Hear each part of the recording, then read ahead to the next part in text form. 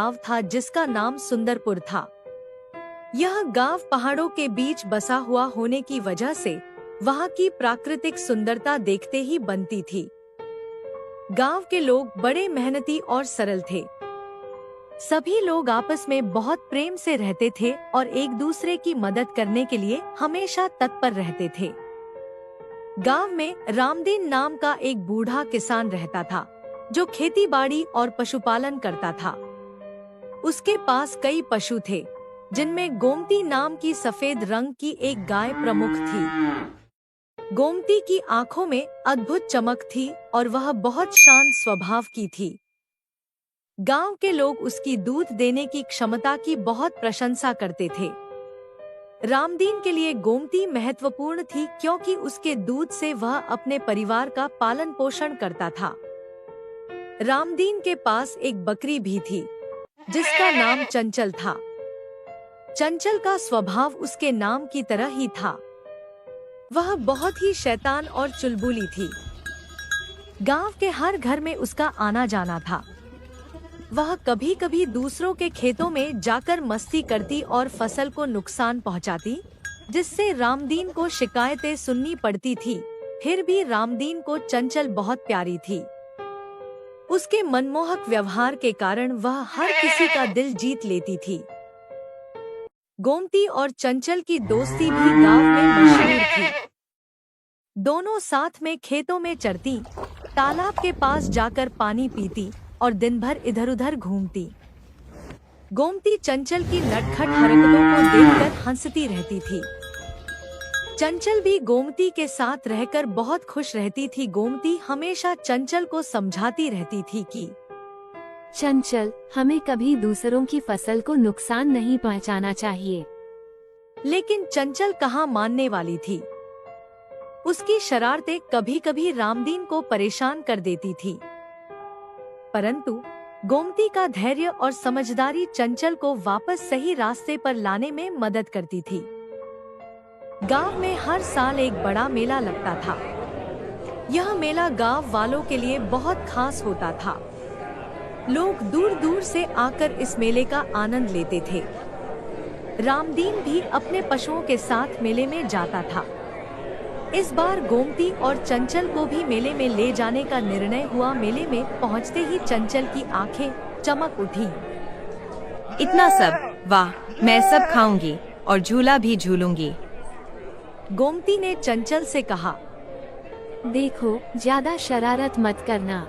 यहाँ बहुत सारे लोग हैं और अगर तुमने शैतानी की तो हम दोनों को मुसीबत में पड़ सकते हैं। अरे, चिंता मत करो, मैं कुछ नहीं करूंगी।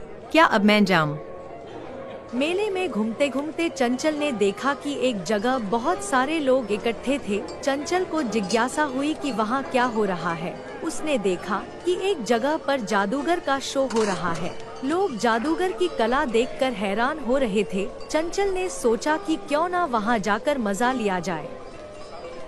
चंचल जादूगर के शो में पहुँच गई और वहाँ उसने देखा कि जादूगर एक बड़ा सा डिब्बा लेकर आया है। उसने उसमें से एक सफेद खरगोश निकाला और सब लोग ताली बजाने लगे। चंचल को यह सब बहुत मजेदार लगा। उसने सोचा कि वह भी कुछ शरारत करे। जैसे ही जादूगर ने अपना अगला करतब दिखाने के लिए हाथ बढ़ाया, चंचल ने झट से उसके पीछे जाकर उसका टोप गिरा दिया। जादूगर को गुस्सा आ गया। उसने कहा, रुक जाओ बकरी, मैं तुम्हें अभी पकड़ता हूँ। कह जाऊंगी मुझसे बचकर, मैं अभी आया। लेकिन चंचल तो फुर्तीली थी। वह वहाँ से भाग निकली। अब चंचल इधर-उधर घूमती रही और रास्ता भटक गई। उसने देखा कि वह मेले से बाहर निकल आई है और चारों तरफ जंगल है। इधर मेले में गोमती और रामदीन ने चंचल को ढूंढते ढूंढते बहुत समय बिता दिया। रामदीन को बहुत चिंता हो रही थी कि कहीं चंचल को कोई नुकसान ना पहुंचे। चंचल ने खुद को अकेला पाया। उसे डर लगने लगा कि वह कैसे वापस जाएगी। चारों ओर अंधेरा हो गया था और वह थक चुकी थी। तभी उसकी नजर एक भेड़िए पर पड़ी जो उसकी ओर बढ़ रहा था और सोच रहा था, वाह, आज तो मजा ही आ गया। खाना खुद ही मेरे पास आ गया है। चंचल को डर के मारे अपनी जान बचाने के लिए भागना पड़ा। भागते भागते चंचल एक पेड़ के नीचे छिप गई। उसे समझ नहीं आ रहा था कि अब क्या करे। वह रोने लगी और उसे गोमती की बातें याद आने लगी। तुम्हें अपनी शरारतों पर नियंत्रण रखना चाहिए, नहीं तो एक दिन मुश्किल में पड़ जाओगी। इधर गोमती भी चंचल को ढूंढते हुए जंगल की ओर बढ़ रही थी।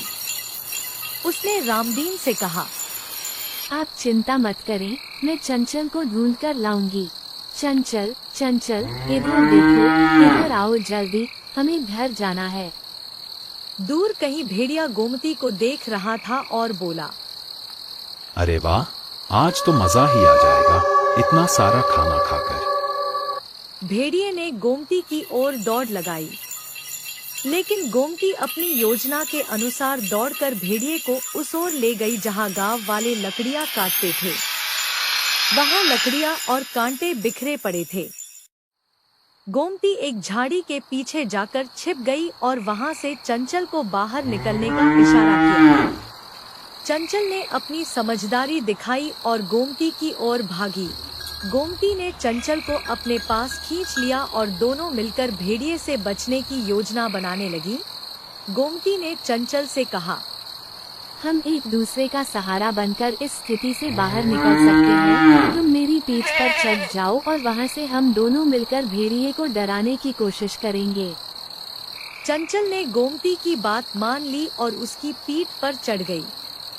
अब दोनों ने मिलकर जोर जोर से आवाजें निकालनी शुरू की।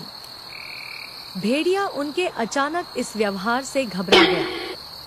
उसने सोचा कि शायद उसके सामने कोई बड़ा जानवर है जो उसे नुकसान पहुंचा सकता है। भेड़िया डर के मारे वहां से भाग गया। गोमती और चंचल की इस सूझबूझ से उन्हें भेड़िए से छुटकारा मिल गया। चंचल ने गोमती से कहा, धन्यवाद, अगर तुम ना होती तो मैं यहाँ से कभी नहीं निकल पाती। मित्रता का असली अर्थ यही होता है कि मुश्किल समय में हम एक दूसरे का सहारा बने। गोमती और चंचल सुरक्षित गांव की ओर वापस लौटने लगी। रास्ते में चंचल ने गोमती से वादा किया कि वह अब किसी भी तरह की शरारत नहीं करेगी और अपनी हरकतों पर नियंत्रण रखेगी। जब दोनों गांव पहुंची तो रामदीन को बहुत खुशी हुई। उन्होंने गोमती को प्यार से गले लगाया और कहा, तुमने हमारी चंचल को सुरक्षित वापस लाकर मेरी बहुत बड़ी चिंता दूर कर दी। मुझे माफ कर दो, लेकिन अब कभी भी किसी को परेशान नहीं करूंगी। गोमती, मुझे माफ कर दो, क्या तुम अभी भी मेरे अच्छे दोस्त हो ना? हाँ बिल्कुल, वादा करो कि तुम अब कभी भी अकेले कहीं नहीं जाऊंगी। हमेशा रामदीन का कहना मानूंगी। हाँ, पक्का वादा, सच्चा वादा। रामदीन ने सभी गांव वालों को बताया कि कैसे गोमती ने चंचल को बचाया। हमारी गोमती ने सच्ची दोस्ती की मिसाल कायम की है, जो मुश्किल समय में एक दूसरे का सहारा बने। शरारत और मस्ती कभी कभी हमें मुसीबत में डाल सकती है, इसलिए समझदारी से काम लेना चाहिए। जब हम मिलकर काम करते हैं तो किसी भी समस्या का समाधान पा सकते हैं। इस तरह गोमती और चंचल की दोस्ती गांव में एक मिसाल बन गई और सभी ने उनसे सीख ली कि दोस्ती की असली ताकत क्या होती है। रामगढ़ ये हरे भरे मैदान से घिरा हुआ एक सुंदर गांव है।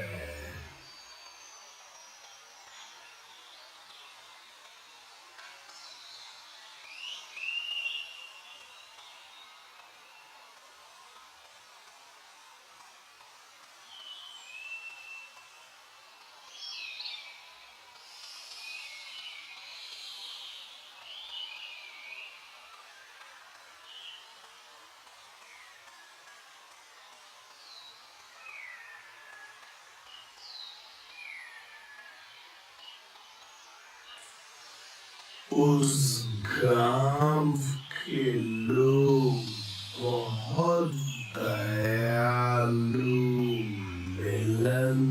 मिलनसार और सहयोगी है।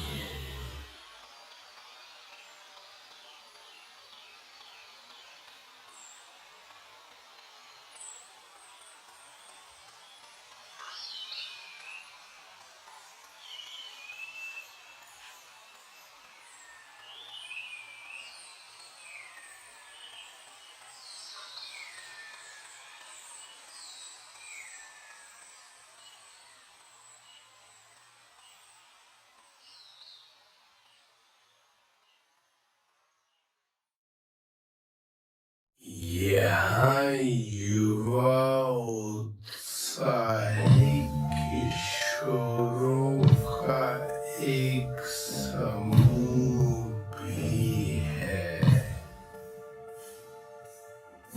जो नई चीजों की खोज में रुचि रखते हैं, जिसमें सबसे पहला है राजा, वीर और साहसी खजाना खोजने वाला। दूसरी है निधि, राजा की छोटी बहन जो बहुत बुद्धिमान और चालाक है।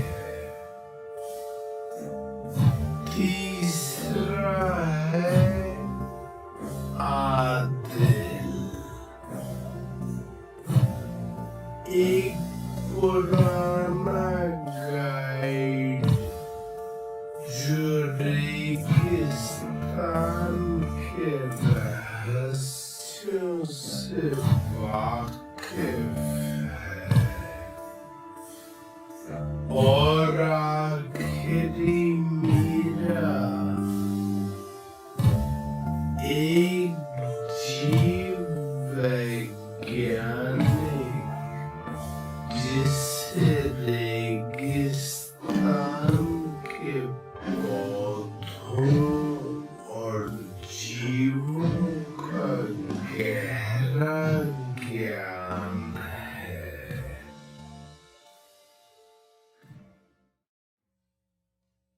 राजा को हमेशा से प्राचीन खजानों की खोज में दिलचस्पी रही थी। वह अपने ज्ञान को बढ़ाने के लिए अक्सर प्राचीन वास्तुशिल्प स्थलों का दौरा करता रहता है।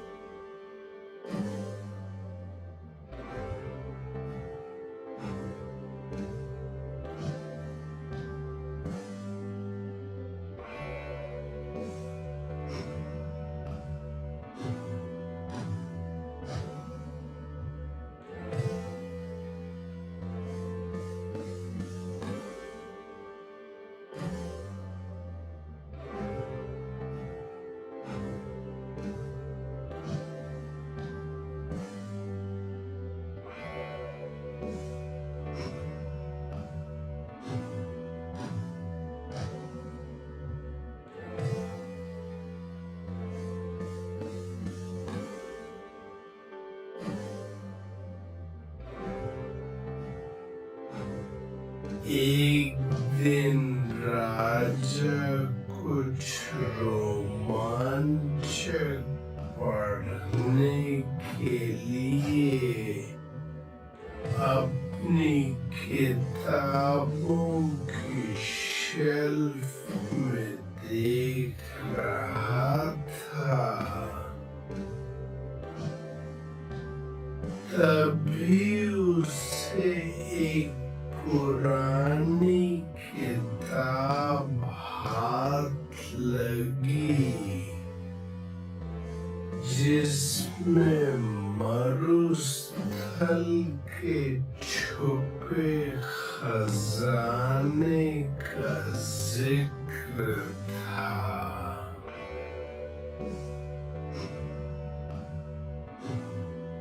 किताब में लिखा था कि यह खजाना रेगिस्तान की गहराइयों में छुपा हुआ है,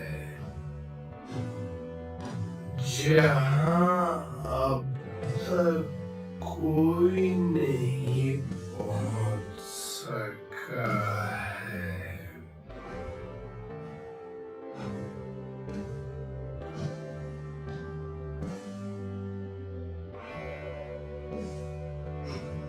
राजा को यह चुनौती बहुत पसंद आई और उसने अपनी छोटी बहन निधि, गाइड आदिल और जीव वैज्ञानिक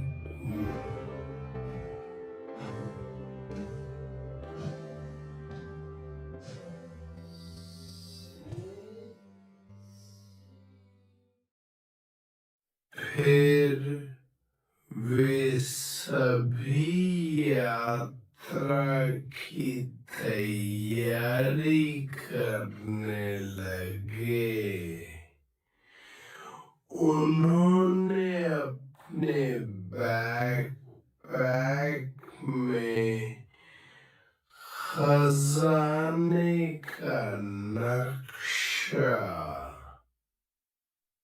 रस्सी, टॉर्च, कंपास और वह किताब जिसमें खजाने के बारे में पूरी जानकारी लिखी थी, जैसी सभी आवश्यक वस्तुएं रखना सुनिश्चित किया।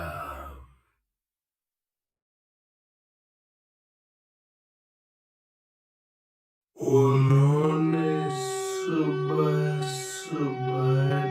ट्रेन से अपनी यात्रा शुरू की।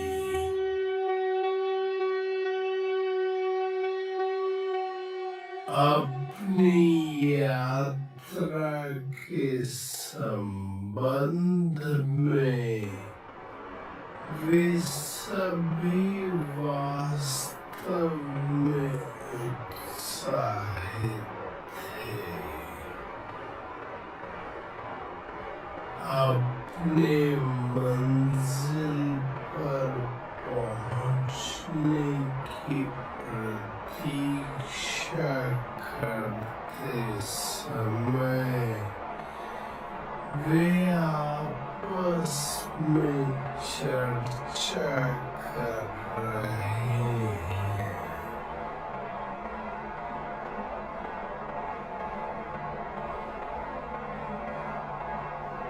उन्हें अपने मंजिल तक पहुंचने में लगभग 10 घंटे लग गए। वे रेलवे स्टेशन पर खड़े थे, जिसके पीछे एक विशाल रेगिस्तान है। चारों साथी रेगिस्तान की ओर निकल पड़े। सूरज की तपती गर्मी चारों तरफ फैली सुनहरी रेत और दूर दूर तक पानी का कोई नामो निशान नहीं। ये सब उनके धैर्य की परीक्षा ले रहा था।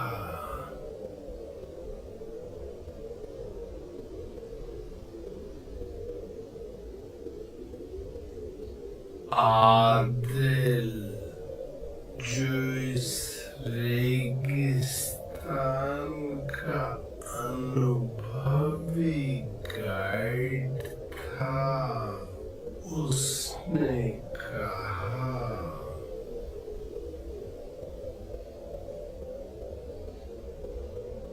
यहाँ के टीलों में छुपे हुए रास्ते हैं। हमें सही दिशा में चलते रहना होगा। मीरा ने अपने साथियों को रेगिस्तान में पाई जाने वाली खास पौधों और जीवों के बारे में बताया। यहाँ की हर चीज में जीवन है, बस हमें इसे ध्यान से देखना और समझना होगा, उसने कहा।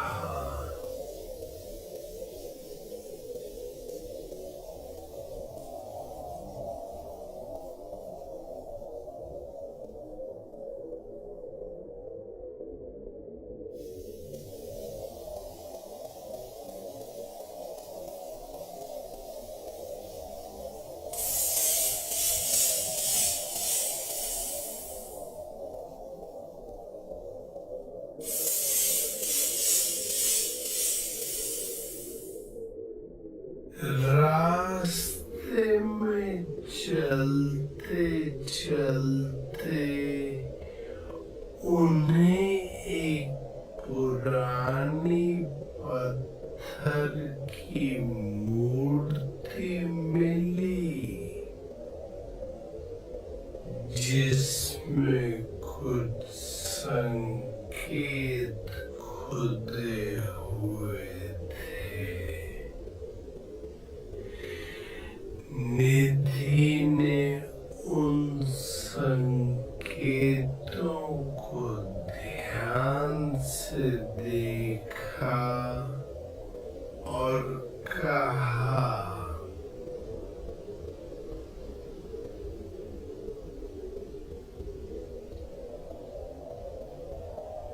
ये कोई साधारण मूर्ति नहीं है। ये संकेत हमें हमें खजाने की दिशा में ले जा सकते हैं।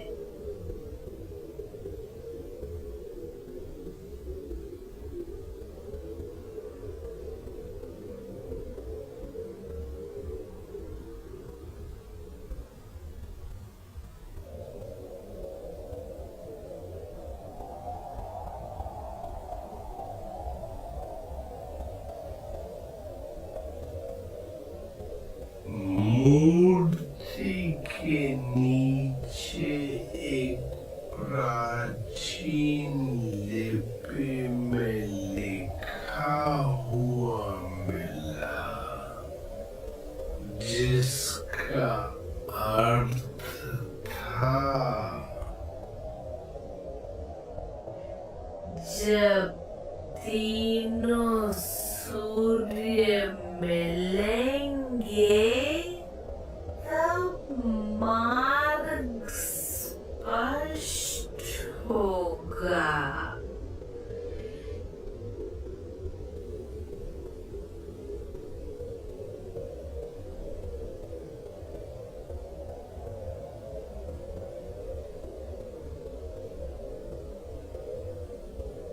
राजा ने आश्चर्यचकित होकर कहा, तीन सूर्य, इसका क्या मतलब हो सकता है?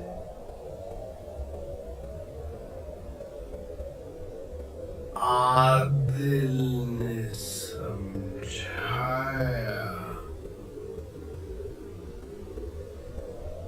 रेगिस्तान में तीन ऐसी जगहें हैं जहाँ सूरज का अक्स पानी की तरह चमकता है।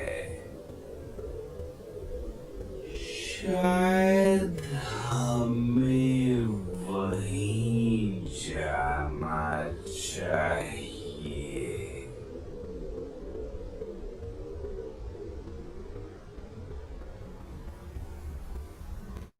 राजा ने नक्शा देखा और उत्तर दिशा में चलने के लिए कहा,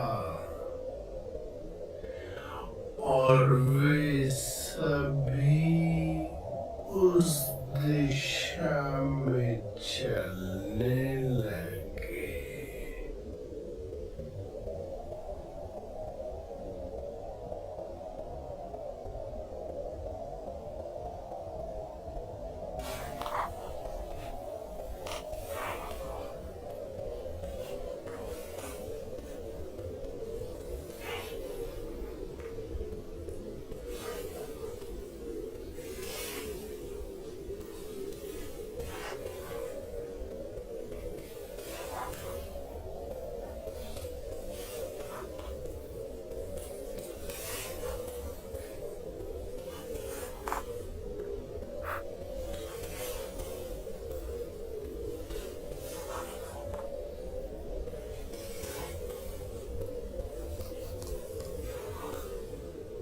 जब वे उन स्थानों पर पहुंचे तो वहां की रेत का रंग थोड़ा अलग था। यहाँ रेत हल्की सुनहरी और चमकदार थी।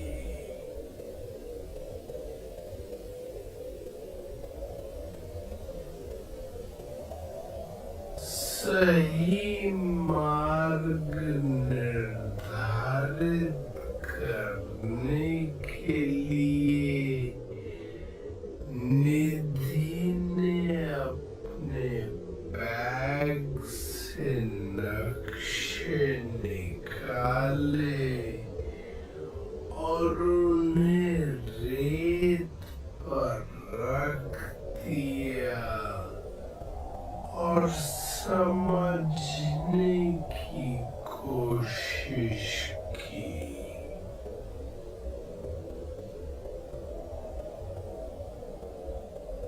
निधि ने तीनों स्थानों को जोड़ते हुए एक नक्शा तैयार किया और खजाने की सही दिशा की ओर इशारा किया।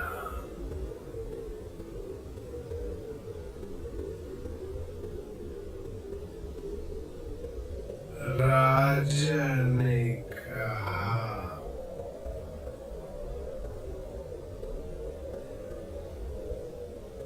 हम सही दिशा में हैं। अब हमें बस थोड़ा और आगे बढ़ना है। वे चारों कुछ और दूरी तक चलने लगे और नक्शे के अनुसार सही स्थान ढूंढने लगे। नक्शे के अनुसार यह बड़े रेत के टीले के नीचे होना चाहिए।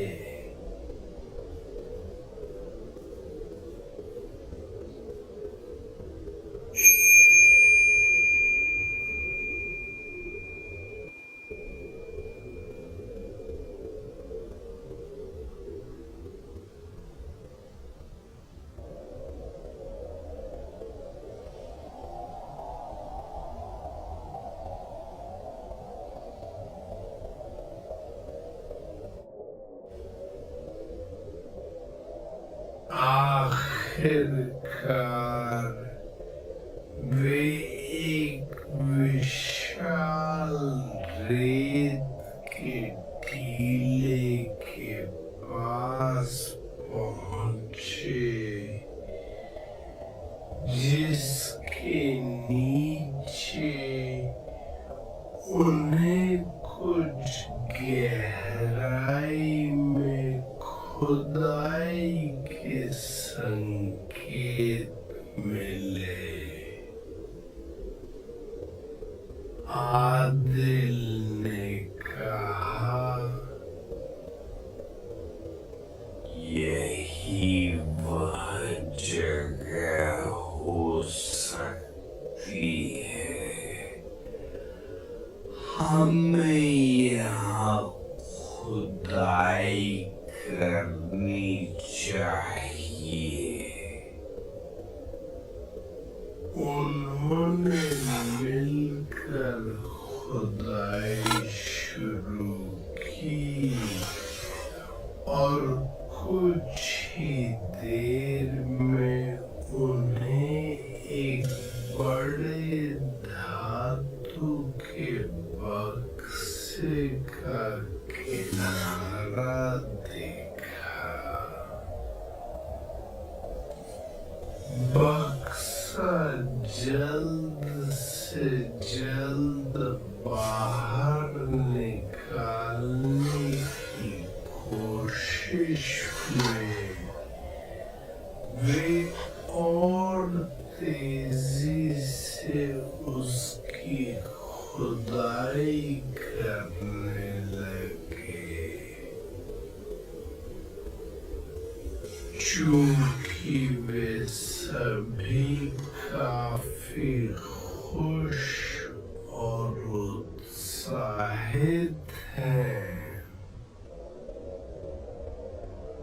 बक्सा वजनदार और वास्तव में पुराना प्रतीत होता है। वे उसमें क्या खोजेंगे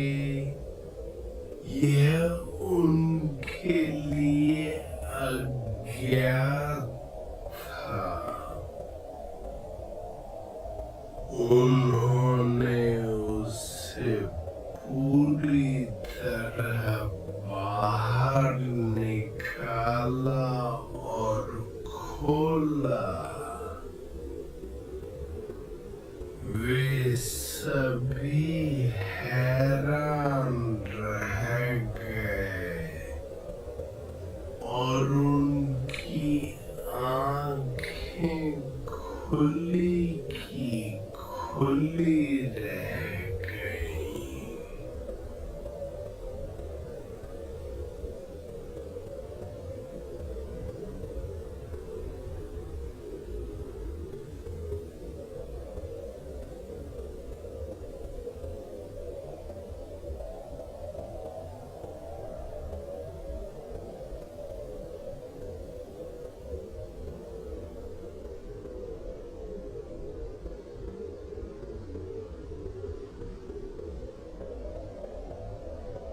क्योंकि वह बक्सा पूरी तरह कीमती चीजों से भरा हुआ था।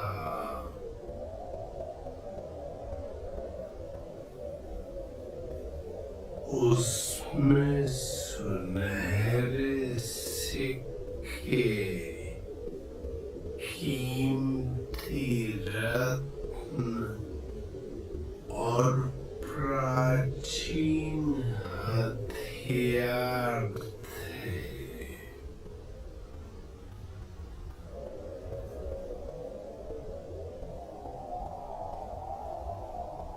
परंतु खजाने के साथ ही उन्हें एक पुरानी किताब भी मिली जिसमें लिखा था, जो इस खजाने को पाता है उसे यह समझना होगा कि असली खजाना ये सोना और रत्न नहीं, बल्कि वह ज्ञान है जो इस यात्रा से मिला है। इस खजाने का उपयोग तभी करना जब यह संसार के लिए भलाई का कारण बने।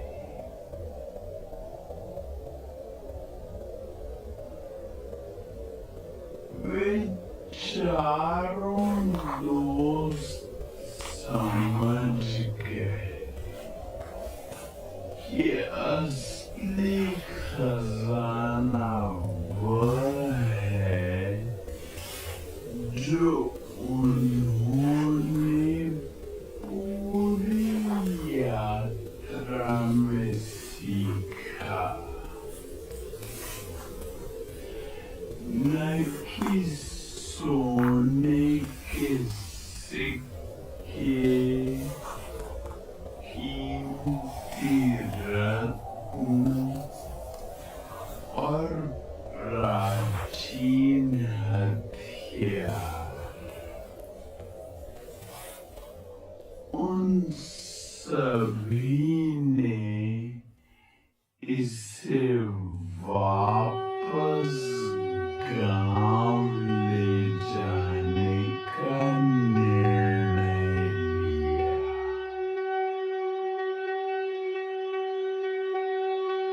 वहां से वे प्राचीन बक्सा लेकर सीधे रेलवे स्टेशन पहुंचे और अपनी ट्रेन का इंतजार कर रहे थे।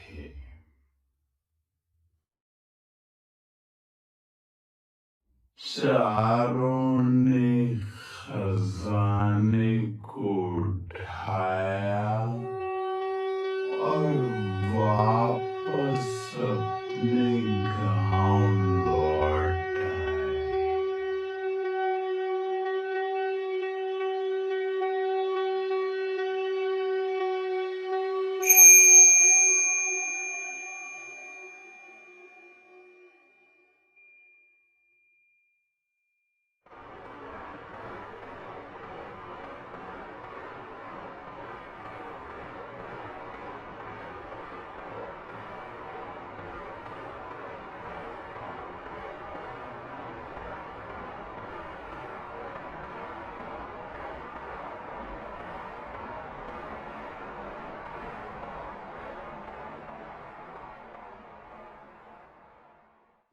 गांव के लोग उनकी इस उपलब्धि पर खुश हुए,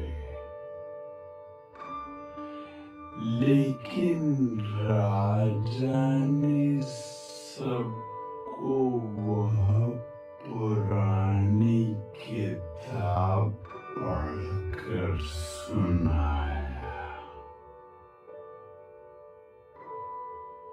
उसने कहा,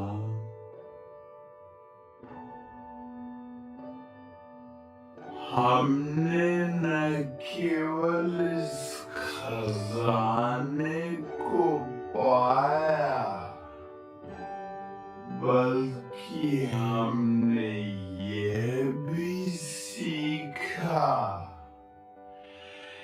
कि असली खजाना हमारी सोच और ज्ञान में है। मीरा ने कहा,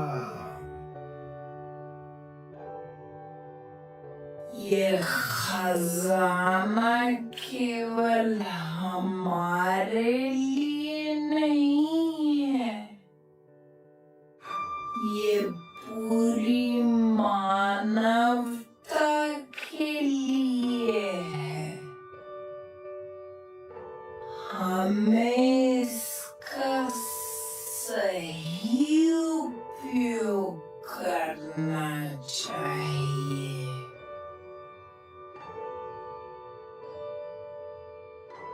इस प्रकार राजा, निधि, आदिल और मीरा ने मिलकर उस खजाने का उपयोग समाज की भलाई के लिए किया और यह साबित कर दिया कि असली खजाना वह है जो हमें ज्ञान और समझ से मिलता है, न कि केवल धन दौलत से।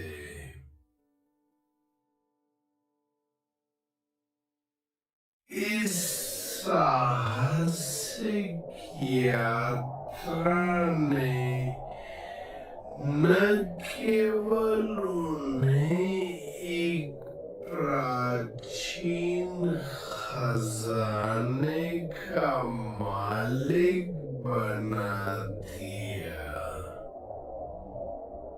बल्कि उन्हें यह भी सिखाया कि सच्ची दौलत क्या होती है। अब उनका अगला कदम क्या होगा?